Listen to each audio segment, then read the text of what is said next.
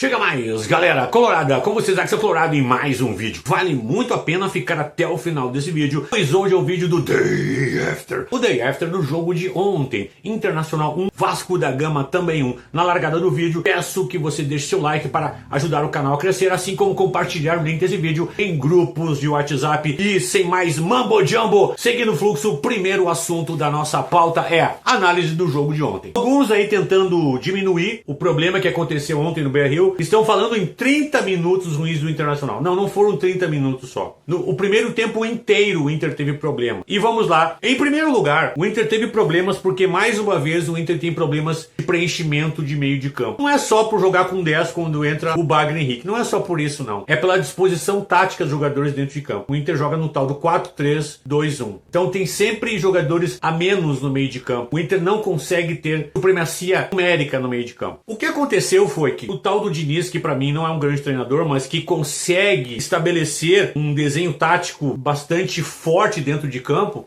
ele nos amarrou. E como é que ele nos amarrou? O Inter subiu as linhas para marcar a saída do Vasco. O Vasco tinha jogadas de triangulação e conseguiu escape pelas laterais várias vezes. E várias vezes o Vasco fez uma coisa que o Inter há anos. Eu quero saber quem é que lembra, não sendo de escanteio, mas quando o Inter fez uma jogada de linha de fundo em velocidade para chegar no fundo e cruzar. Em velocidade, não em triangulação do lado em 2, 3 toques. Em velocidade. Olha, eu não me lembro. Faz muitos anos que o Inter não faz uma jogada assim. Mas o Vasco ontem estabeleceu várias vezes jogadas pelos laterais, como o Internacional marca em linha, como se fosse um desfile de 7 de setembro do Exército, quando uma bola espetada, por exemplo, pega o jogador do Vasco em vantagem, ou quando um jogador do Vasco teve vantagem no 1 contra 1, estabelece grandes dificuldades para a defesa do Internacional. Então, eu chamo a atenção para vocês que a bola espetada, que o lançamento, ele causa grandes problemas na defesa do Internacional. Então, houve vários momentos de triangulação também, a saída de bola, o Inter subiu, e quando quebrava uma das linhas do Inter, é um Deus nos acuda. Foi isso que aconteceu. O Cleiton, esse é um jogador que não tem a mínima condição de vestir a camisa do Inter e passou batido.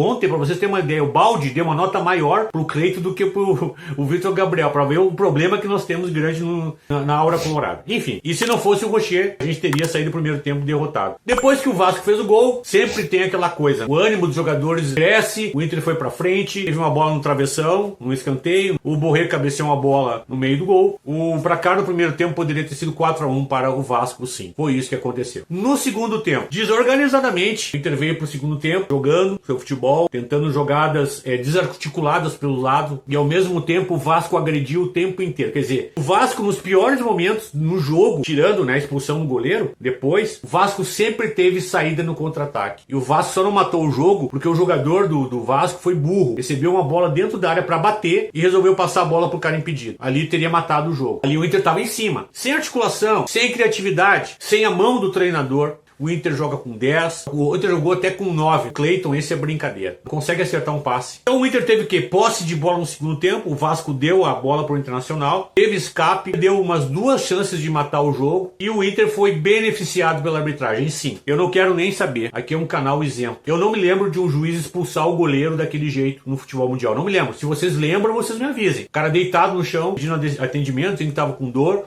Eu sei que se fosse o Rocher, que vive se atirando depois que faz grandes defesas, eu ficaria enlouquecido também. O Inter estava morto. Aí o juiz colocou o Inter no jogo, com aquela expulsão. Aliás, esse árbitro é um capítulo horroroso. Que árbitro? Você vê que a cara dele é um cara nojento, asqueroso, presunçoso, arrogante. A cara da CBF é a cara da Rede Esgoto. E aí, o árbitro colocou o Inter no jogo, o Inter conseguiu empatar num lance fortuito. O Verratti acabou parando a bola, deixando açucarada, para a boa conclusão do comum Carboneiro. E o treinador mais uma vez ficou de mãos atadas. Essa é a análise do jogo. Eu vou falar mais sobre o treinador mais adiante, porque agora chegou aquele grande momento da Max Titânio na tela, diretor do site da Max Titânio, você que treina e faz academia. A Max Titânio tem a oferecer para você glutamina, creatina, BCA, pré-treino, pós-treino, vários tipos de whey protein, combos muito lucrativos. Entre lá no site da Max Titânio, escolha produtos, coloque no carrinho e ao finalizar a sua compra você vai digitar esse cupom aqui, ó, MAX10 Axel Colorado, e você tem 10% de desconto desses produtos incríveis. A Max Titânio é uma gigante do mercado pela qualidade e excelência de seus produtos. Já deixa um grande abraço ao pessoal da Max Titânio. Seguindo o fluxo. VCV. Na sua análise do jogo, ele tá finalmente se dobrando ao Axel Colorado. Eu vou dizer por quê. Impressionante esse homem, que não entende a bolhufas de futebol. Ele disse duas coisas que me chamaram muita atenção. Ele disse que o Wesley jogando no lado direito está sendo tolhido no melhor que ele tem. Inclusive já tem gente sem nenhuma paciência mais com ele, chateada com ele, bagrelizando ele, querendo que ele saia do time, quando ele é o nosso melhor atacante. Não é o bagroneiro. Mas ele está concordando comigo, o VCV, mas que com um delay, ó. Quem foi o primeiro e único a falar sobre isso? Tem pessoas aí que depois reverberaram o que eu disse. Quem reverbera as coisas que eu falo, por favor, dê um crédito. Porque eu fui o primeiro a falar que o Wesley estava jogando mal porque ele estava jogando no lado direito. Ninguém tinha falado ainda. Eu tô falando de 2 meses atrás. Ele também disse outra coisa, que não aguenta mais o Bagre Henrique. Quem é o primeiro youtuber de todos que sempre disse que ele era um bagre, ele era um cara mal preparado fisicamente. Tem vídeo do VCV este ano ainda, dizendo que o Bagre Henrique era um dos melhores preparos físicos do Inter. É por isso que eu me irrito, pessoal, e todo dia eu tenho que ficar pedindo aqui, se tornem membro do canal, façam valeu demais. Eu fico triste, pessoal. O nível de acerto do canal é grande, pessoal. É grande. Tá aí o cara, meses depois, reverberando uma coisa que eu venho dizendo há muito tempo. O Bagre Henrique é um bagre, ele é um cara lento, ele erra tudo. Teve gente que veio no meu canal, aí inscrito no canal, que, pô, Axel, eu achava que tu tava louco, mas depois fui ver. Claro, a gente vê futebol há tanto tempo. Pô, pelo amor de Deus, né, pessoal? Se torne membro do canal do Axel Colorado, né? Também vendo um vídeo de hoje, que ele tava lá naquela emissora nojenta lá, né, Ribostece, lá num programa bem circense. Ele confia no Roger porque ele é um grande treinador. Meu Deus do céu, até quando a gente vai ouvir? Por isso é que as pessoas reverberam as bobagens que ele fala, as coisas ridículas que ele diz. O Roger não é grande, amigo. O Roger tem 5 estaduais na vida.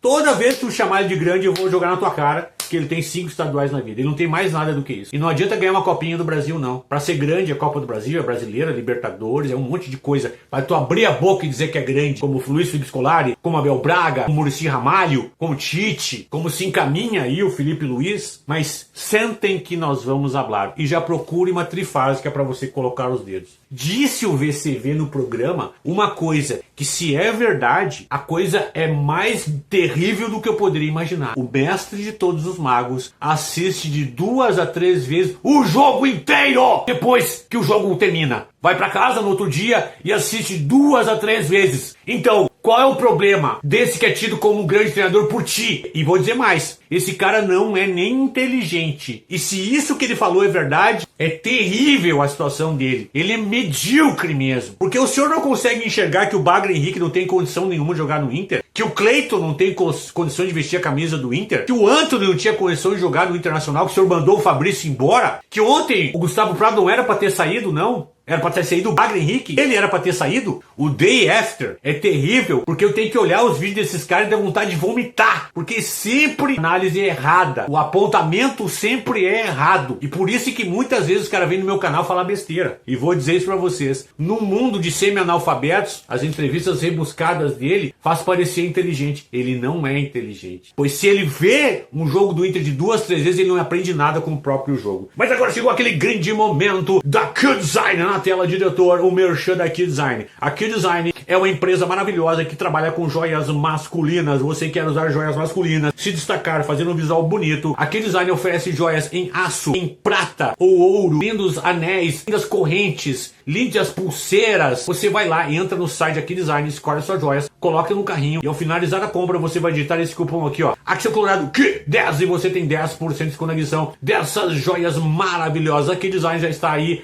há 10 anos se destacando no mercado. Pessoal, se liga aí. Agora no próximo domingo, Dia dos Pais, imagina você dar uma joia linda dessas aí de presente para o seu pai. Deixa um grande abraço para o Q-Design. Aqui no fluxo. Balde de aço. Fui lá olhar o vídeo dele pós-jogo e impressionantemente deu um pau dos jogadores. Veio de novo com aquela lorota de que o Inter joga quando quer. Não, senhor Balde de aço. O Inter não joga quando quer por 2 fatores. Primeiro fator que o Inter não joga quando quer, e na minha opinião o Inter fisicamente é um time mal preparado hoje. O segundo motivo é que o treinador é limitado. O terceiro motivo é que tem um monte de jogadores bagres comuns no time do Inter. Pelo contrário, o Inter, para ganhar o jogo, depende muito de seu goleiro, da sorte. O goleiro tá defendendo lá atrás e não tem ninguém para botar a bola dentro do gol. Nós pagamos 1.800.000 reais para um atacante bater pênalti uma vez a cada 10 jogos. Pedir pro capitão, implorar para ele bater um pênalti para fazer um gol. Então a sua análise é furada. O senhor não critica o treinador, sabe por quê? Porque o senhor fez uma campanha aberta há anos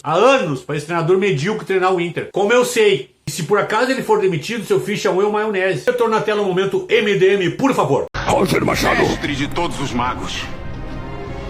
Sei que é em ti o espírito dos deuses santos. O detalhe é o seguinte, vamos lá em cima desse treinador medíocre e miserável. Como eu disse já na parte do comentário do jogo, o Wesley está sendo guindado a um jogador bagre comum, pela mão fedorenta desse treinador. O que acontece? O Wesley, ele é um jogador de lado pelo lado esquerdo, mas ele inventou, e não é só por causa do bagroneiro não, ele botou o Vitinho na ponta direita, ele já botou o Gustavo Prado na ponta direita, ele botou todo mundo e não bota o Wesley no lado esquerdo. Ele só bota o Wesley no lado esquerdo em final de jogo, deixa o cara lá 7, 8 minutos, depois substitui por outro. Ele tá acabando com um produto do Internacional. Poderia ser bem vendido. Ele tá estragando o jogador. Ontem, Gustavo Prado, ele saiu e melhorou. VCV, né? Não sabe nada de futebol. 2 movimentos do Gustavo Prado, antes de terminar o jogo, mostraram que ele é um jogador de meio. Eu já falei ontem, mas vou repetir. Veio pro lado esquerdo, veio puxando pro meio, driblou muito bem o jogador do Vasco, bateu uma bola lindíssima, o goleiro fez uma grande defesa. Logo depois, saindo da direita, vindo pro meio,